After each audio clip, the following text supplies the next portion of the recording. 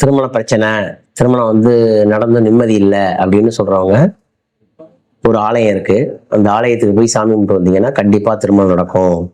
இல்லை திருமணம் பண்ணி டிவோர்ஸ் வரைக்கும் போனவங்களும் இந்த ஆலயத்துக்கு போனா ஒற்றுமை ஆயிடுவாங்க, கண்டிப்பா ஒற்றுமை ஆயிடுவாங்க. அந்த மாதிரி ஒரு ஸ்தலம். இந்த ஸ்தலம் பேர் வந்து கோனேரி ராஜபுரம். இப்ப உள்ள பேர் என்னது? கோனேரி ராஜபுரம். இப்ப இந்த ஸ்தலம் வந்து பழைய பேரு திருநல்லம், இல்லம், திருநல்லம் அப்படிங்கிற ஊரு. இது வந்து கும்பகோணத்துல இருந்து காரைக்கால் போற வழியில எஸ் புதூருங்கிற ஊர் இருக்கு. எஸ் புதூர்ல இருந்து 5 கிலோமீட்டர் தொலைவில் உள்ள போனீங்கன்னா கோனேரி ராஜபுரம் அப்படிங்கிற ஒரு ஊர் இருக்கு. உலகத்திலே ஐம்பொன்னால் ஆன பஞ்சலோக நடராஜர் சிலை வேற எங்கேயுமே கிடையாது, இந்த ஒரு ஆலயத்துல மட்டும்தான் இருக்கு.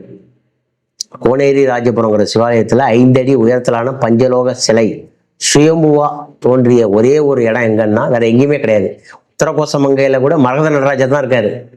பஞ்சலோக சிலை சுயம்புவா உள்ள இடம் எங்கன்னு சொன்னா அது கோனேரி ராஜபுரத்துல தாங்கிற. இந்த கோனேரி ராஜபுரம் வந்து எல்லா விதத்திற்கும், எந்த வித பிரச்சனைக்கும், குடும்பத்துல கல்யாணம், மேரேஜ், தொழுநோய், உடம்புல இந்த குன்பம்னு சொல்றாங்கல்ல, குஷ்டம்னு சொல்றாங்கல்ல, சொரியாசிஸ்ன்னு சொல்றாங்கல்ல, இந்த மாதிரி தொழுநோய் உள்ளவங்க கூட இந்த கோயிலுக்கு போனா சரியா போயிடும்.